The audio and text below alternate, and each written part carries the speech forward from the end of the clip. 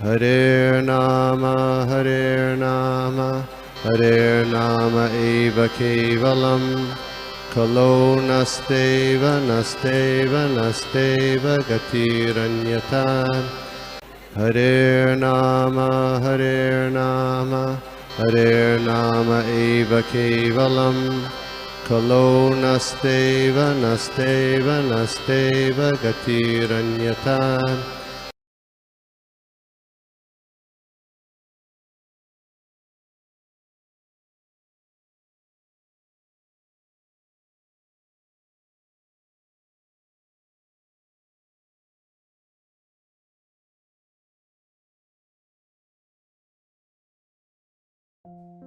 वासुदेवाय। ओम नमो भगवते वासुदेवाय। ओम नमो भगवते वासुदेवाय। नमो ओम विष्णुपदाय कृष्ण पृष्ठाय भूतले श्रीमते भक्ति वेदांत स्वामी इति नामिने नमस्ते सारस्वते देवे गौरवाणी प्रचारिणे निर्विशेष शून्यवादी पाश्चात्य देशतारिणे जय श्री कृष्ण चैतन्य प्रभु नित्यानंद श्री अद्वैत गदाधर श्रीवासादि गौर भक्तवृंद हरे कृष्ण कृष्ण कृष्ण हरे हरे हरे राम राम राम हरे हरे। हरे कृष्णा, सभी को दंडवत प्रणाम। मुझे आज स्कंद 2 अध्याय 2 श्लोक नंबर 13 की सेवा दी गई है। आप सबसे प्रार्थना है कि कृपा मुझे आशीर्वाद दीजिए। एक एक शोंगानि धियानुभावये पादादियावत्सितं गदामृतः जितं जितं स्थानपोह्यं धारये परम परम शुद्धति यथा यथा। अनुवाद बाय श्रील प्रभुपाद की जय। ध्यान की प्रक्रिया श्री भगवान के चरण कमलों से प्रारंभ करते हुए उनके हंसते मुखमंडल तक ले जाए। इस तरह पहले ध्यान को चरण कमलों पर एकाग्र करें, फिर पिंडलियों पर, तब जांघों पर और क्रमशः ऊपर की ओर उठाते जाए। मन जितना ही एक एक करके श्री भगवान के विभिन्न अंगों पर स्थिर होगा, बुद्धि उतनी ही अधिक परिष्कृत होगी। बहुत ही सुंदर श्लोक है ये। मैं आप सबसे क्षमा भी चाहूंगी और सबसे प्रार्थना भी करती हूँ कि इस श्लोक को न्याय देने के लिए मुझे ब्लेसिंग्स दे दे, मुझे आशीर्वाद दीजिए। तो हम पिछले सब अध्यायों में देखते आ रहे हैं कि भगवान के चरणों से लेके उनके मुखमंडल तक उनके सुंदरता का वर्णन किया जा रहा है कि भगवान कैसे दिखते हैं।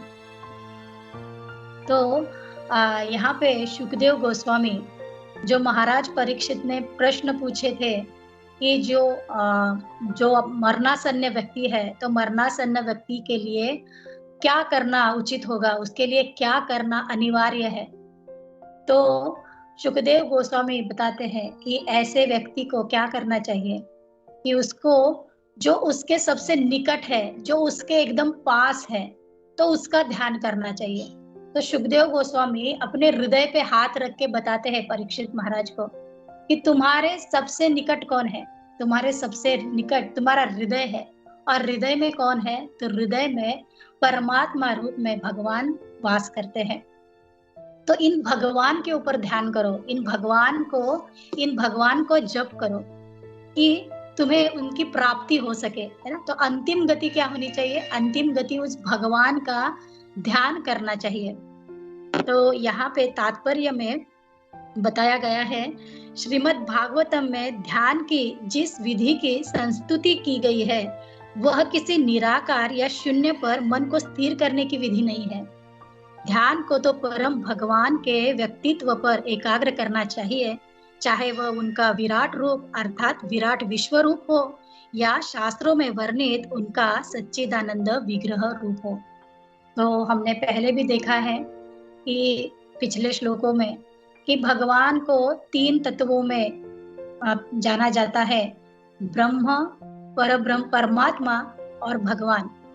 तो जो भगवान की अंग कांति है, भगवान का जो तेज है ना, उसके ऊपर जो ध्यान करते हैं, अंग कांति पे ध्यान करते हैं, तो क्या करते हैं, वो ब्रह्म पे ध्यान करते हैं। फिर जो भगवान को अंश रूप में मानते हैं कि अंश रूप में भगवान हर जीवों में है, सभी जीवों में है, तो वो परमात्मा के ऊपर ध्यान करते हैं। तो यहाँ पे अभी शुकदेव गोस्वामी उन परमात्मा पे उनका वर्णन कर रहे हैं कि परमात्मा पे ध्यान करते वक्त, है ना, कैसे ध्यान किया जाए। तो उनके चरणों से ध्यान करना है ना, उनके चरणों को लेके फिर ऊपर ऊपर उठना है। हाँ, महाराज भी कहते हैं कि हम जब मंदिर में भी जाएं, तो मंदिर में यदि हम जाके हम डायरेक्टली हम लोग जाके भगवान के मुखमंडल को देखें, तो उसे क्या कहा जाता है, वो असुरी प्रवृत्ति कही जाती है। तो हम प्रेमी भक्त है ना। प्रेमी जन कैसे करते हैं, प्रेमी जन भगवान के चरणों से लेके उनका दर्शन करना शुरू करते हैं।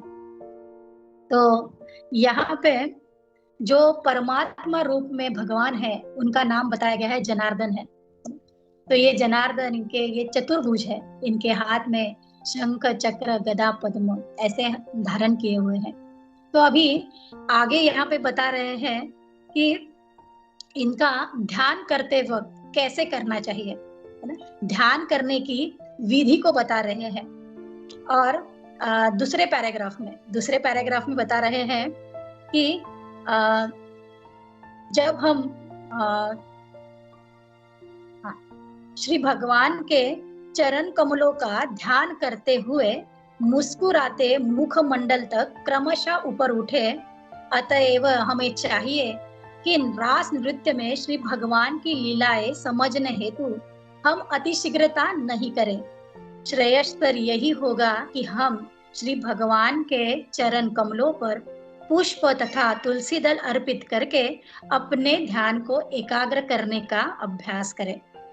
इस प्रकार हम धीरे धीरे अर्चन विधि से शुद्ध हो जाते हैं। श्री भगवान को वस्त्र पहनाते हैं, उन्हें नहलाते इत्यादि जो सारे के सारे दिव्य कार्यकलाप होते हैं, ये हमें जीवन को शुद्ध बनाने में सहायक होते हैं। तो बहुत ही महत्वपूर्ण बात यहाँ पे शुकदेव गोस्वामी बताते हैं कि भगवान का ध्यान करना ये कौन कर सकता है, तो जो उनकी सेवा में लगा है ना। सेवा से भगवान के प्रति हमारे मन में, हमारे हृदय में वो प्यार जागृत होता है, वो प्रेम प्राप्त होता है। जैसे माता जब उसके गर्भ में शिशु है, तो उसको बहुत प्यार नहीं रहता उस बालक के बारे में, है ना। वो बस सोचती है लेकिन मेरा बहुत प्यारा बच्चा ऐसा वगैरह उसका फीलिंग नहीं होते। लेकिन जब वो बच्चा गर्भ से बाहर आता है, जब वो माँ उसको उसका नैपी बदलती है, उसके लिए रात भर जागती है, उसको फीडिंग करती है, तो उसको उस बच्चे के प्रति बहुत तीव्र प्रेम जागृत हो जाता है। तो वैसे ही जब हम भगवान की सेवा करेंगे, हम भगवान को स्नान कराएंगे, भगवान को फूलों की माला अर्पित करेंगे, भगवान के मंदिर में झाड़ू लगाएंगे, पोछा करेंगे, भगवान को भोग अर्पित करेंगे और वही हम प्रसाद के रूप में ग्रहण करेंगे। तो ये सारी विधियों से क्या है, हम भगवान की जब सेवा करते हैं, तो इस सेवा से हमारे मन में भगवान के प्रति वो प्रेम जागृत होगा। क्यों ये प्रेम क्यों हमें जागृत करना पड़ रहा है ना। क्योंकि हमने इतने जन्मों जन्मांतर से इतने कल्मश, इतने क्या कहते हैं, इतने सारे आवरण, है ना, जो झूठ फरेब के आवरण हमारे हृदय पे चढ़ा के रखे हैं, तो इनको दूर करना है। तो इसके लिए ये एक ही माध्यम है कि हमें भगवान की सेवा करनी होगी। तो ये सेवा से क्या होता है, ये सेवा से हमारे हृदय का शुद्धिकरण होना शुरू हो जाएगा। और आगे कहते हैं कि जब तक हम शुद्धि के उच्चतर स्तर तक पहुंच जाते हैं और यदि हम श्री भगवान का मुस्कुराता मुखमंडल देखते हैं या श्री भगवान की रासलीला का श्रवण करते हैं, तब हम उनके कार्यकलापों का रसास्वादन कर सकते हैं। तो जब हम भगवान की सेवा, नाम जप, है ना, नाम जप भी क्या है, भगवान की सेवा है, यज्ञ है। हम रोज यज्ञ कर रहे हैं ना, भगवान की प्रेम भक्ति पाने के लिए।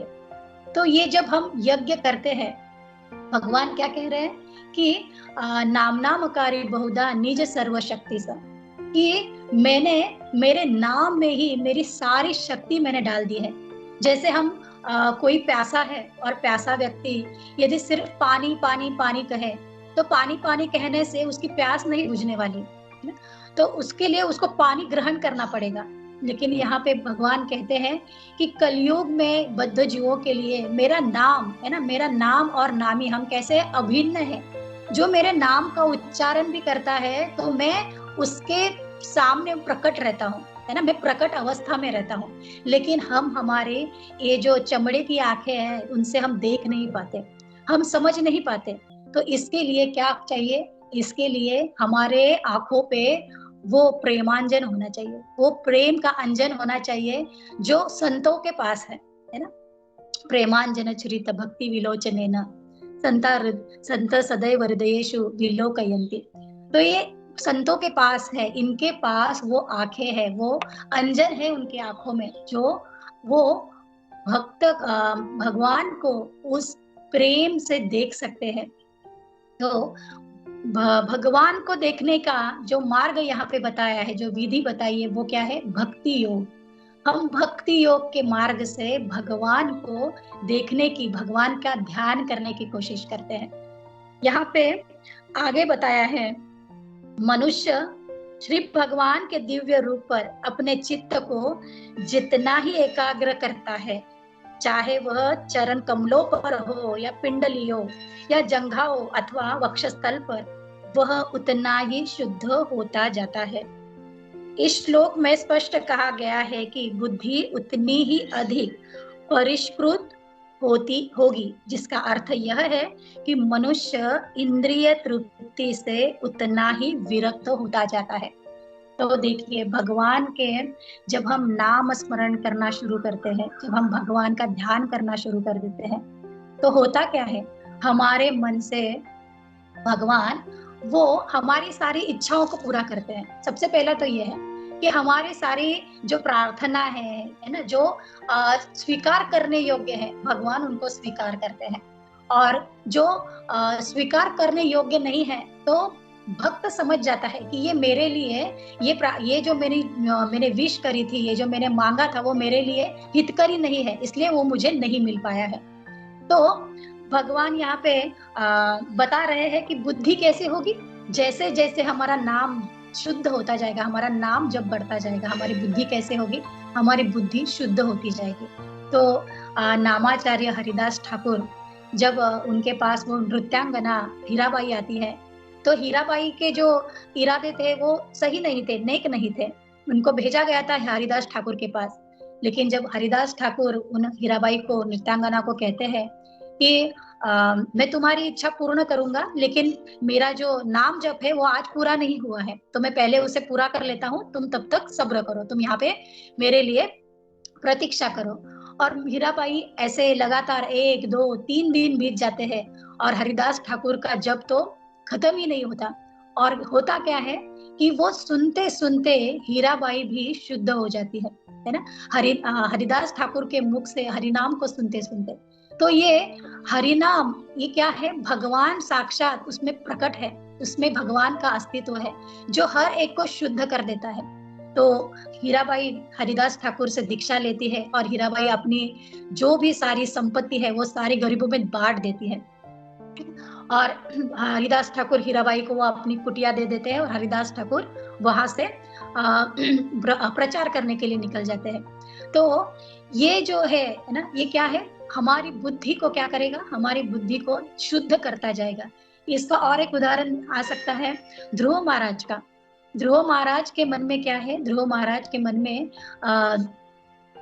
पिता से बड़ा राज्य पाने की इच्छा थी और ये पिता से बड़ा राज्य पाने के लिए उन्होंने भक्ति शुरू करी थी। और होता क्या है, जब भगवान साक्षात उनके सामने प्रकट हो जाते हैं तो उनके मन में भाव आता है कि मैं क्या, है ना, कांच के टुकड़े मांग रहा था जब मेरे सामने साक्षात हीरा है। तो क्या होता है?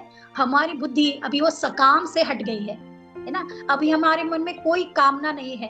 तो ध्रुव महाराज वरदान क्या मांगते हैं? जब भगवान प्रसन्न होते हैं और उनसे कहते हैं कि वरदान मांगो, तो ध्रुव महाराज वरदान मांगते हैं कि भगवान मुझे ऐसे वर दे दो कि मेरे मन में कोई वर मांगने की इच्छा ही ना हो, है ना, मेरी कोई इच्छा ही, मेरी आसक्ति सारी खत्म हो जाए। मेरी आसक्ति किस में रहे? मेरी आसक्ति बस अभी आप में रहे। तो इस तरह से जब हम हरिनाम करते हैं, भगवान में अपना ध्यान करते हैं, तो क्या होता है, हमारी बुद्धि परिष्कृत होती है, हमारी बुद्धि धीरे धीरे शुद्ध हो जाती है। तो यहाँ पे हर बार कहा गया है भगवान के चरण कमलों का ध्यान करना, ना? चरण कमल हमेशा आता है, चरण कमल। तो कमल ही क्यों कहा गया है? गुलाब नहीं कहा गया, मोगरा नहीं कहा गया, चंपा नहीं कहा गया, तो कमल ही क्यों, है ना? जैसे कुंती महारानी भी प्रार्थना करती है, कुंती महारानी कहती है, नमः पंकज नाभाय, नमः पंकज मालिने, नमः पंकज नेत्राय, नमस्ते पंकजांग्रे। तो यहाँ पे भी कुंती महारानी सब पंकज यानी सब कमल के पुष्प के जैसे तुम्हारे पैर है, कमर है, मुख है, सब कुछ कमल के जैसा ही है। तो क्यों कमल? यहाँ पे प्रभुपाद जी कहते हैं, हमारे आचार्य कहते हैं कि ये कमल का फूल है ना, उसमें कुछ क्वालिटीज है, उसमें कुछ गुण है। जब जो भौरे हैं, वो भौरे हर फूल पे इधर उधर जाके जब वो पराग लेते हैं वहां से, तो क्या होता है, कभी कभी कांटों से उनके शरीर को उनके हर्ट होता है, उनके शरीर में, है ना, उनके शरीर में छाले पड़ जाते हैं। तो फिर क्या करते हैं, ऐसे जो भौरे हैं, ऐसे जो कीट है, वो गुलाब की पंखुड़ियों पे आके बैठते हैं, और गुलाब की पंखुड़ियों में वो इतना प्रभाव है, वो इतना आयुर्वेदिक उसमें गुण है कि वो उनके जो घाव है, जो कांटों से लगे हुए घाव है, वो कांटों के घाव भर जाते हैं। तो देखिए कि हम भी जब इन कमल चरणों का यदि हम भी आश्रय ले, तो हमारे भी क्या होगा, हमारे भी कष्टों से हमारी मुक्ति होगी, हमारे भी घाव भर जाएंगे, हम भी कष्टों से दूर हो जाएंगे। तो दूसरा इसका गुण बताते हैं। दूसरा गुण क्या है? तो ये जो कमल के फूल जहाँ पे खिलते हैं, तो उस तालाब के बाजू में या सरोवर के बाजू में यदि कहीं मधुमक्खियों का छत्ता हो, तो ये जो मधुमक्खियां उस कमल के फूल से जो पराग लेके उसका मध बनाती है, उसको पुष्प मध कहा जाता है। और ये पुष्प मध बहुत ही रेयर माना जाता है, बहुत ही दुर्लभ माना जाता है। तो इस मध से होता क्या है, ये पुष्प मध किसी अंधे व्यक्ति के आंखों में भी यदि ये डाला जाए तो उसकी दृष्टि आ जाएगी, है ना? तो इतना वो प्रभावशाली और गुणवान है। तो जब इन चरणों की, ऐसे कमल चरणों की जब हम अपेक्षा करते हैं, हम ध्यान करना शुरू करते हैं, तो क्या होगा, हमारे भी जो मन में जो अंधकार है, हमने भी इतने साल जन्मों जन्मों से जो अपने कल्मशों को, क्लेशों को, हम अंधकारमय जीवन को जीते आ रहे हैं, तो हमारे आंखों में भी वो अंजन, वो मद पड़ जाएगा, जिससे हमें वो दृष्टि प्राप्त होगी कि हम भगवान को प्राप्त कर पाए। और तीसरा गुण इसमें आचार्य कहते हैं कि जब जो भौरा है, जो भ्रमर है, वो क्या करता है, वो इस कमल के फूल के सुगंध से इतना आसक्त हो जाता है कि वो रात भर वही रहता है। और वो कमल का पंख क्या होता है, वो कमल का फूल रात को बंद हो जाता है, उसकी पंखुड़ियां बंद हो जाती है, और वो सुबह जब फिर से कमल खिलता है, तो उसमें वो जो भ्रमर है, वो भूंगा है, वो क्या है, वो मरा हुआ पाया जाता है।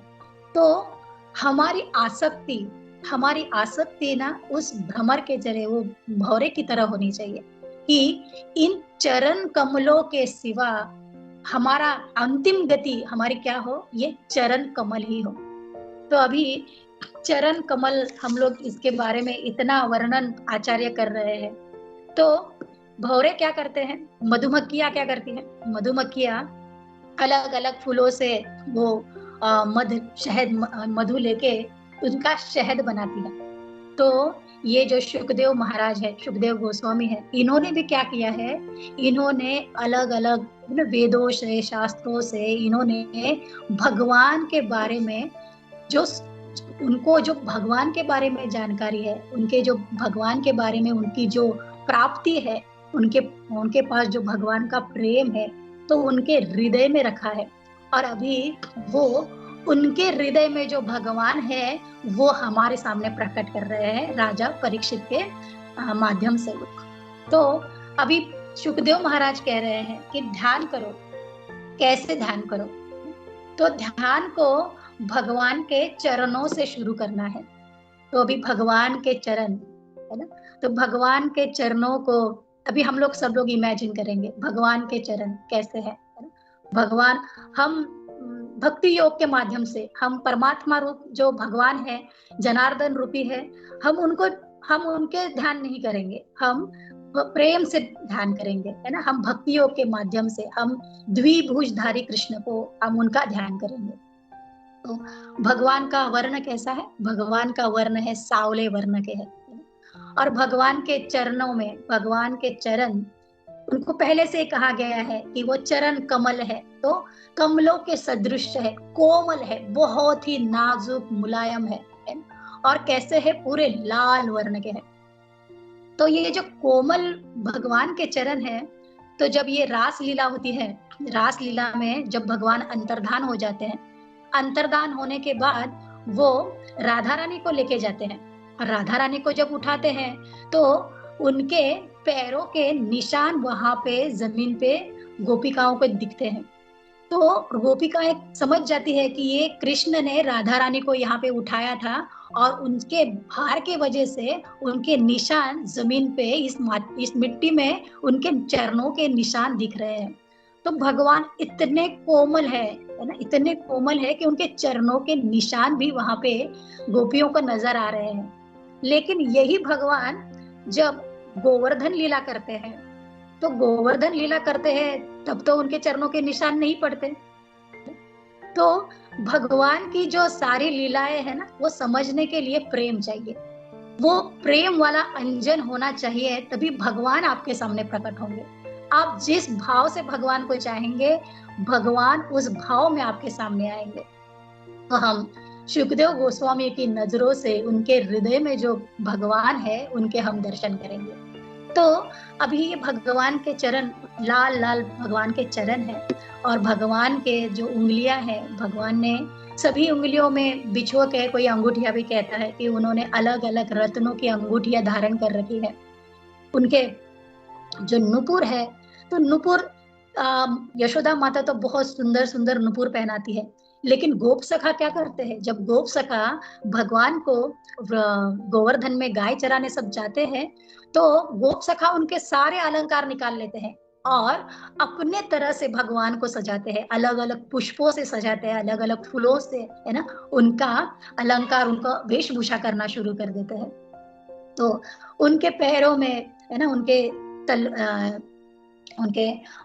जो चरण है, तो चरणों में फूलों के हार, फूलों के घुंघरू आप डाल सकते हैं, या यशोदा माता ने जो डाले हैं उसके ऊपर आप ध्यान केंद्रित कर सकते हैं। फिर धीरे धीरे ऊपर उठेंगे, फिर आती है उनकी पिंडलियां, उनके पिंडलियों पे भी बहुत सुंदर लताएं, फूलों के चित्र ऐसे बने हुए हैं। फिर उनका जो पीताम्बर है, तो पीताम्बर कहते हैं कि सुखदेव गोस्वामी यहाँ उनके वस्त्र का रंग बता रहे हैं, तो कहते हैं कदम का जो फूल है ना, तो कदम के फूल के अंदर जो केसर होता है, तो वो केसर का जो पीत वर्ण है ना, वैसे उनके पीताम्बर का कलर है। तो उनका पीताम्बर उस वर्ण का है जो कदम के फूल के अंदर जो केसर है, उस तरीके से। और ये जो पीताम्बर है, ये कैसा है? ये बहुत ही चमक रहा है ना। इसकी जो तेज है ना, वो सुखदेव गोस्वामी के नजरों में वो चमक आ रही है कि वो इतना तेज है उस पीताम्बर का। फिर उनके करधनी है, कमर में कमरबंद है। फिर आगे ऊपर आते हैं, ऊपर आके कहते हैं कि क्या है? माला है। भगवान के गले में पुष्पों की माला है, मोतियों की माला है, अलग अलग तरह की मालाएं हैं, और उसमें कौस्तुभ मणि भी है। तो ये कौस्तुभ मणि में क्या है? तो आचार्य कहते हैं कि कौस्तुभ मणि में भगवान के जो प्रिय जन है ना, भगवान उनको रखते हैं उस कौस्तुभ मणि में। तो एक दिन होता क्या है, निशांत लीला में राधा रानी अचानक जाग जाती है, और जागती है और उनको एक स्वप्न देखा हुआ होता है उन्होंने। तो वो श्याम सुंदर को भी जगाती है, कहती है उठो उठो, मैंने ना एक बहुत सुंदर स्वप्न देखा है। तो राधा रानी अभी अपने स्वप्न के बारे में बताती है श्याम सुंदर को, कहती है कि स्वप्न में मैंने देखा एक सुंदर सा युवक, है ना, जैसे यमुना की नदी हो वैसी बड़ा सा समंदर जैसा था, है ना, जिसमें बहुत पानी है, और ऐसे जल प्रवाह के जलाशय के बाजू में एक सुंदर सा युवक खड़ा है। है ना। और वो क्या कर रहा है, वो दोनों हाथ ऊपर करके हरे कृष्णा कृष्ण कृष्ण हरे हरे, हरे राम राम राम हरे हरे, ऐसे कीर्तन किए जा रहा है। और उसके पीछे से ना मृदंग और करताल की आवाजें आ रही है। और ये जो युवक है, युवक क्या कर रहा है, ये जब कीर्तन करते करते ये बेहोश भी हो रहा है, इसकी ये अचेतन हो रहा है। और अचेतन होता है तब ये अचेतन अवस्था से जब जागेगा तो क्या कहता है, हे कृष्ण ऐसे कहता है। और कभी कभी कहता है हे राधे ऐसे कह रहा है। लेकिन जो युवक है वो बहुत ही सुंदर है ना। इसका मुझे ये स्वप्न मुझे बहुत ही मेरे मन को बड़ा ही मनमोहक लगा। तो ये श्याम सुंदर ये क्या है ना। कि तो अभी कृष्ण कहते हैं कि मैं तुम्हारे बाजू में हूँ और तुम किसी और को सपने में देख रही हो, तुम मुझे तो कभी सपने में देखती नहीं हो, है ना। तो अभी राधा रानी कहती है कि मुझे बताओ कि मेरे मन में तुम्हारे सिवाय कभी कोई पुरुष नहीं आ सकता, है ना। तो ये कौन पुरुष है जिसका मैंने अभी दर्शन किया है। और यदि जब ये कृष्ण कृष्ण कहता है तो मुझे लगता है ये मैं हूँ, क्योंकि मैं तुम्हारा नाम लेती हूँ, मैं कृष्ण कृष्ण कहती हूँ। लेकिन ये जब राधे राधे कहता है तो मुझे लगता है ये तुम हो।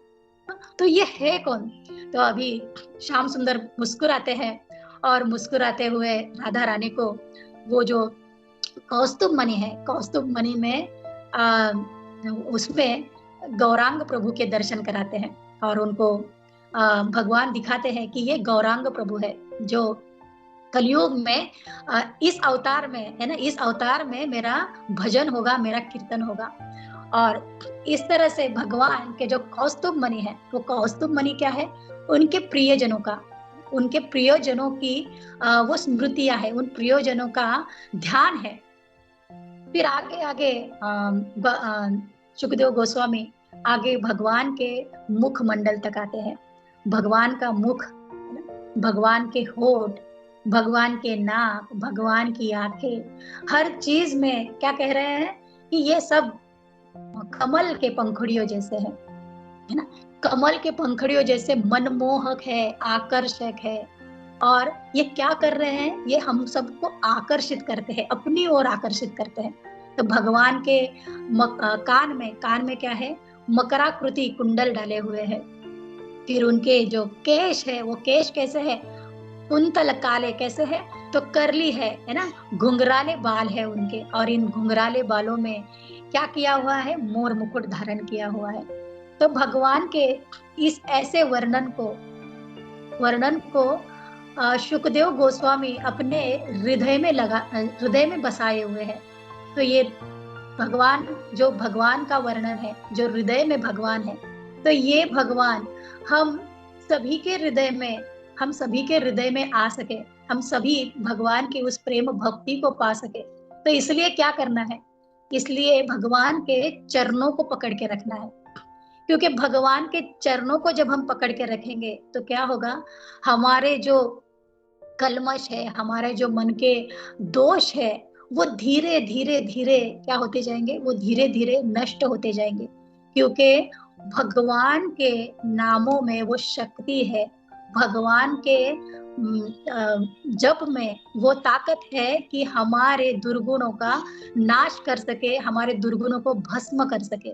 इसलिए हमें भगवान के चरण कमलों को पकड़ के रखना है और भगवान से प्रार्थना करनी है। तो हरे कृष्णा, मैं यहीं पे विराम करूंगी। मुझ में जो त्रुटियां रह गई हो प्लीज उस पे आप नजर डालिए और मुझे बताने की कोशिश कीजिए। हरे कृष्णा, दंडवत प्रणाम सभी को।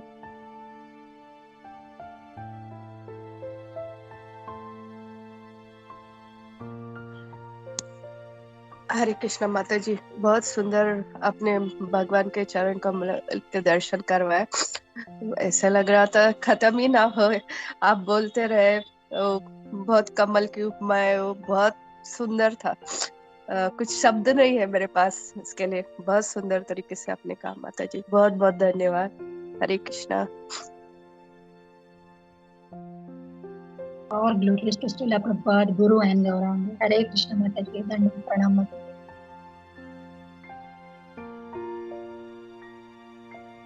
जी प्रभु जी, हरे कृष्ण प्रभु जी, दंडवत प्रणाम।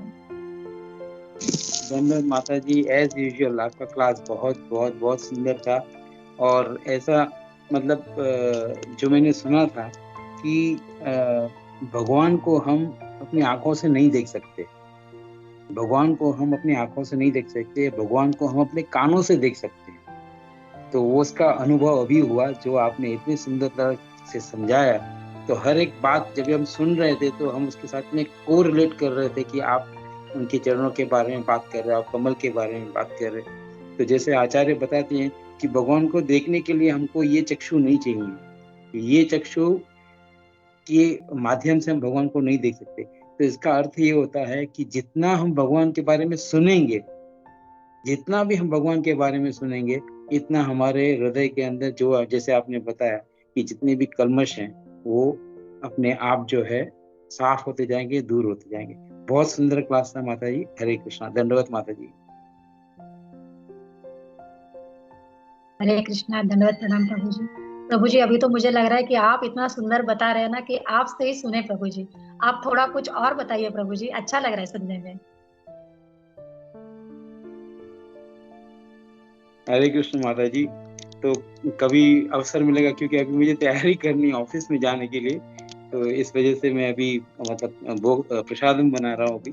तो उसके बाद में कभी समय मिलेगा तो माता जी बैठ के बात करते हैं, चर्चा करते हैं। चर्चा मतलब क्या करनी है, भगवान के बारे में ही बोलना है।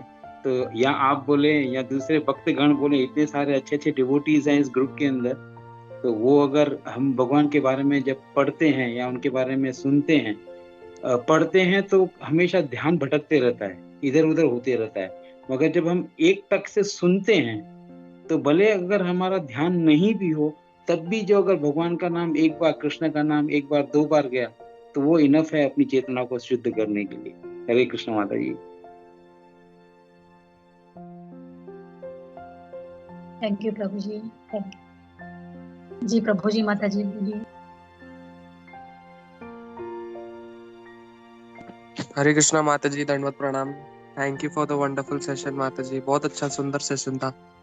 आपने मतलब बहुत अच्छा फ्लो था। आपने जब कहा कि इम्पर्सनलिस्ट जो निराकारवादी रहते हैं उनके लिए कितना डिफिकल्ट है और हमारे लिए कितना इजी कर दिया ये प्रोसेस भक्ति का। और आप मुझे सिर्फ क्या आप मुझे वो बता सकते हैं आपने वो स्टोरी कहाँ से सुना, कौस्तुभ मणि वाला? बहुत सुंदर था एक्चुअली माता जी। प्रभु जी, क्रतुदास अधिकारी महाराज के अलीगढ़ में क्लासेस होते हैं, तो उनका सुबह का मॉर्निंग का नित्यम भागवत सेवया करके क्लास चलता है, तो उसमें उन्होंने बताया था प्रभु जी।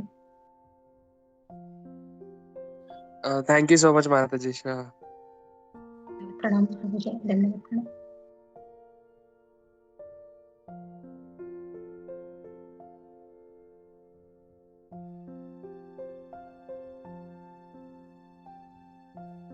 शायद माता जी का भी यही प्रश्न था, इसलिए माता जी ने अभी हैंड डाउन कर दिया है।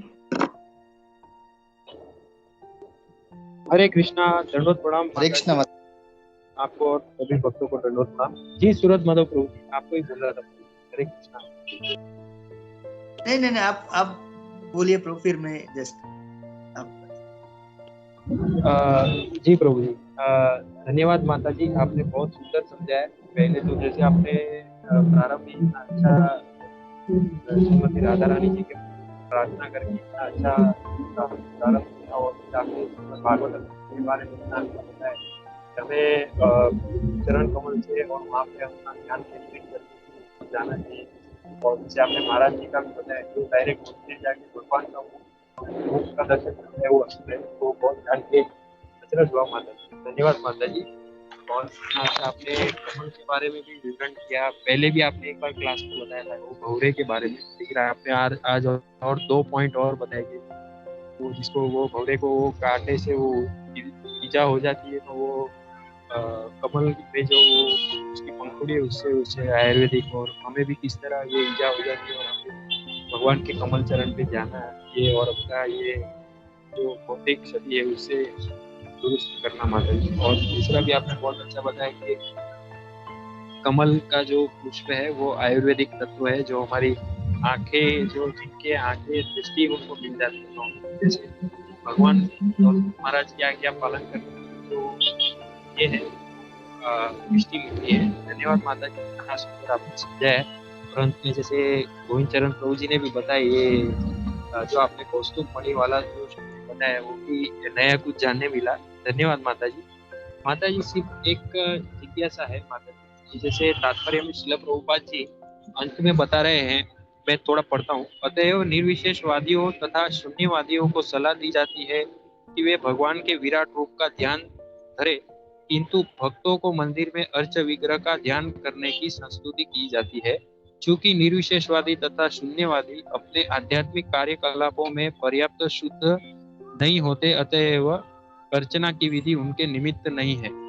तो माता जी एक जिज्ञासा, मतलब दो जिज्ञासा है। एक तो माता जी जैसे हम लोग देखते हैं कि ये जो विशेषवादी है, मतलब वो भगवान के रूप में नहीं मानते, लेकिन वो मतलब इसका जो वो बातें सुनते हैं या उनका वो सब करते हैं, तो वे उनको तो वो मानते हैं और वो सब करते हैं। और जो ये शून्यवादी है वो तो सब जगह मतलब कुछ मानते ही नहीं है, मतलब कुछ है ही नहीं करते। तो ये दो व्यक्ति है जो इनके सामने जैसे विराट या जो भगवान है उसके बारे में घटना है या बात होती है, तो वे लोग मतलब ऐसे कह के ये छूट जाते हैं कि हम लोग मानते हैं या हम लोग का तो भगवान को ही, उसमें जो भगवान का साकार रूप को मानते ही नहीं। तो एक ये है कि जैसे वो लोग क्या वो कर रहे हैं वो तो एक ही गलत है, लेकिन वो करने में मतलब उनको भगवान के प्रति कभी ना कभी उनकी शक्ति है, मतलब वो लोग ऐसे ही रहेंगे, मतलब वो भगवान के प्रति वो एक तरह से उनका रिलेशन दूसरा ये है जैसे यहाँ पे निर्विशेष और शून्यवादी के बारे में कहा जाता है, तो एक और एक अनुभव होता है माता जी, जैसे ध्यान रखना चाहिए।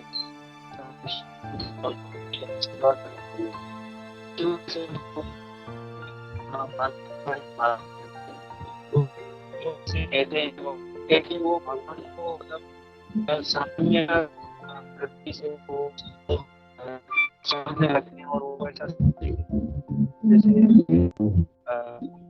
जीवन जैसे दिखने में बहुत होता है, स्वच्छता के खूबी दिखते होते हैं, लेकिन उनका जो ये सामान्य विचार ऐसी होती है कि वो मानव सेवा या किसी को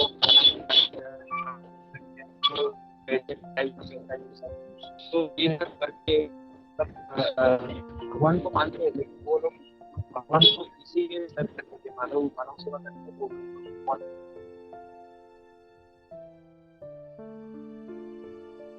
जिससे हमें होता है।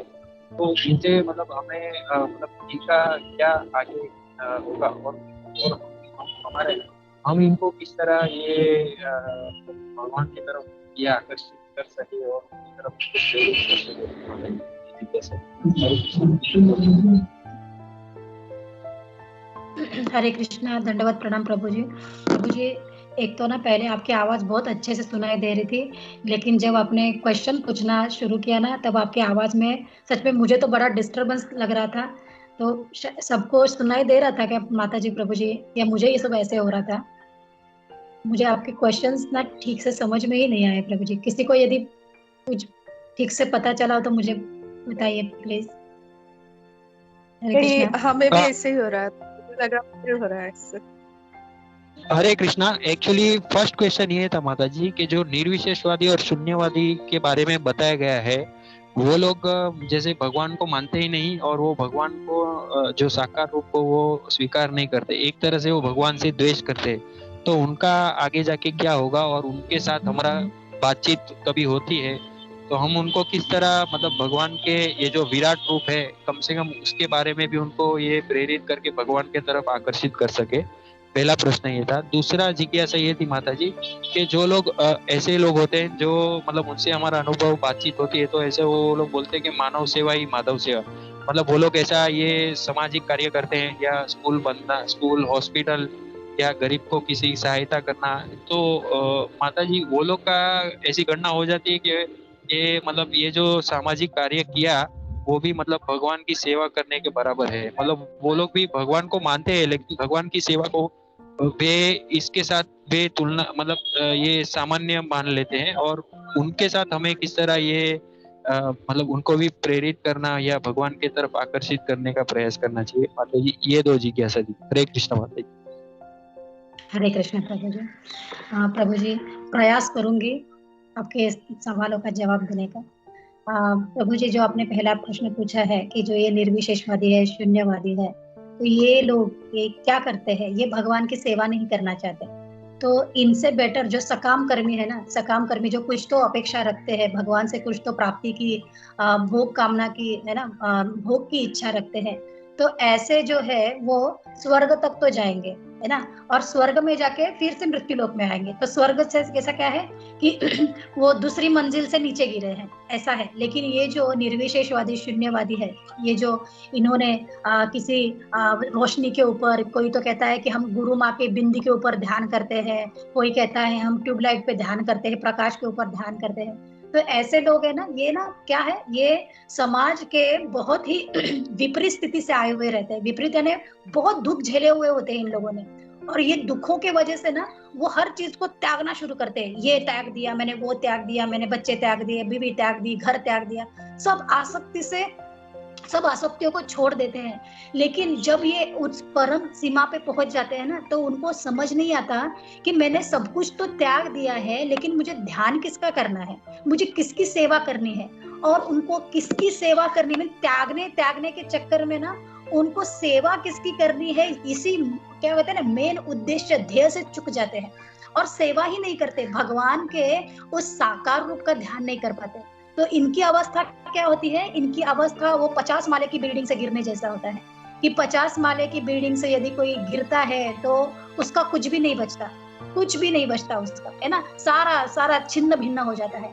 तो इनकी अवस्था ऐसी हो जाती है कि ये भगवान के सेवा नहीं करना चाहते। तो इनका क्या है, भगवान की कृपा है, भगवान की कृपा हो जाए, किसी शुद्ध वैष्णव की कृपा हो जाए, भगवान के प्रसाद ग्रहण करे, तो इनकी चित्त क्या हो जाए, सिद्ध हो सकता है। तो प्रभु जी, ये तो आपके पहले प्रश्न का उत्तर हो गया।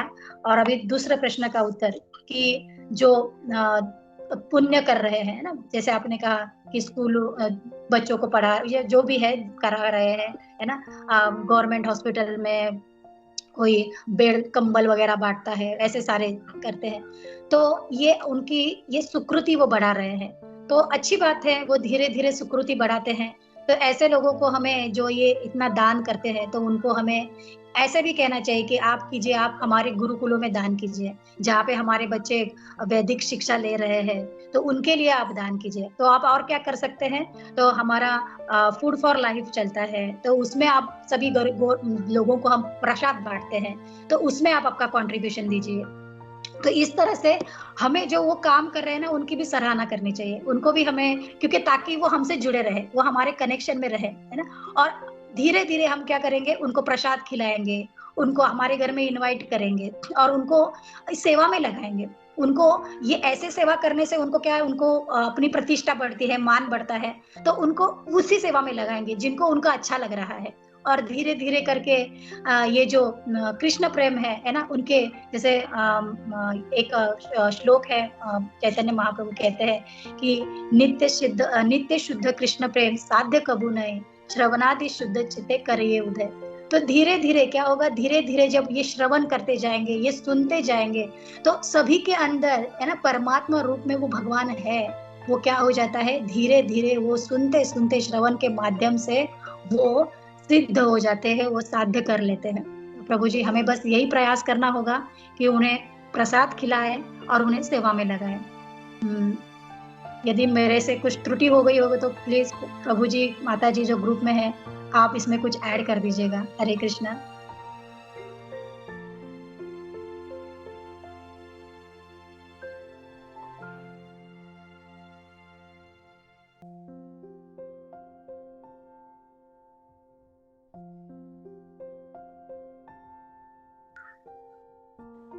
हरे कृष्णा, दंडवत प्रणाम, धन्यवाद माता जी। थैंक यू माता जी, आपने बहुत सुंदर समझाया और धन्यवाद माता जी। दंडवत प्रणाम प्रभु जी। हरे कृष्णा जी। प्रभु जी आपने हैंड रेज किया है प्रभु जी। माता जी बहुत सुंदर तरीके से आपने जो उत्तर दिया, जो जितने भी प्रश्न है उसका क्रक्स, उसका जो मेन सार क्या है, श्रवणम। किसी भी प्रकार से, क्योंकि कोई भी जीव जो है, जो किसी भी लाइन में लगा होगा, अगर वो सुनता है तो उसको केवल श्रवणम से हम उसको अपने जो संग में जोड़ सकते हैं। और श्रवण के लिए हम जानते हैं कि हर चीज के लिए उत्सुकता कब पैदा होती है हमारे हृदय के अंदर, जब हम किसी वस्तु के या किसी चीज के बारे में सुनते हैं। मोबाइल फोन खरीदना है तो भी हमको सुनना है, उसके बारे में हम सुनेंगे, ये फीचर्स हैं, ये है, वो है। वो सुनने के बाद में फिर हमारे अंदर मन में उत्सुकता पैदा हो कि अभी हमको खरीदना है। तो ठीक उसी तरह किसी को भी संग में जोड़ना है, भगवान के संग में जोड़ना है, तो केवल उसको सुनाना है। और सुनेगा कैसे, तो डिफरेंट तरीके हैं। किसी को कोई कौन सी चीज पसंद है, किसी को क्या चीज, किसी को नमकीन पसंद है, किसी को मीठा पसंद है। तो उसको उस हिसाब से उसकी बातों को समझ के उसके प्रमाण से उसको सुनाना है, तो सुनने के बाद में हमारे संग में जुड़ेगा। तो यही आपकी जो आपने समझाया, उससे क्रक्स यही निकलता है कि सुनना कितना अनिवार्य है। Hare Krishna. Thank you so much प्रभु ji, thank you so much.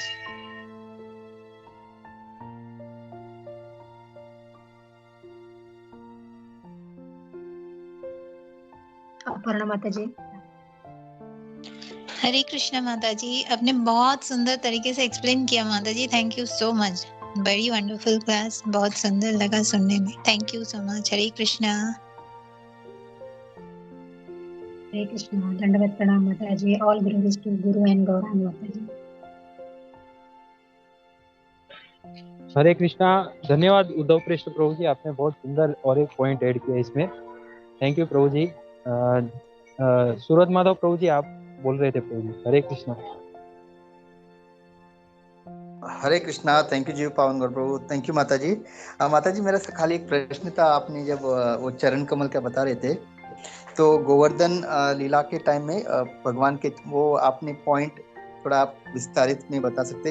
आपने बोला जब रासलीला के बाद भगवान के सॉफ्ट चरण कमल दिखाई दे रहे थे, लेकिन गोवर्धन लीला के टाइम नहीं दिखाई दिए, मतलब वो पॉइंट आप विस्तारित में कुछ। हरे कृष्णा। हरे कृष्णा प्रभु जी, धन्यवाद प्रणाम। यहाँ पे ना भगवान का जो रस है, तो उस रस का आस्वादन के बारे में बता रहे हैं कि रस आस्वादन क्या होता है। कि भगवान गोपियों को उनके माधुर्य रस का आस्वादन करवा रहे हैं। तो माधुर्य रस में क्या होता है, भगवान के अंग सारे कोमल अंग है भगवान के, और ये माधुर्य रस का आस्वादन यहाँ पे कर रहे हैं। लेकिन जब वो गोवर्धन उठा रहे हैं, तो गोवर्धन में कोई माधुर्य लीला नहीं है, वो माधुर्य रस नहीं दिखा रहे है ना। वो उनके वीर रस का कर सकते हैं कि वो अपनी बल दिखा रहे हैं, अपनी शक्ति का प्रदर्शन कर रहे हैं। तो है ना, ये उनके रस आस्वादन का ये प्रक्रिया है, ये आदान प्रदान हो रहा है रस आस्वादन का प्रभु जी, है ना।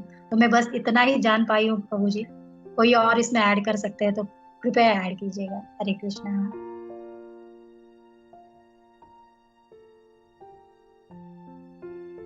ओके, थैंक यू माता ji, thank you. Hare Krishna.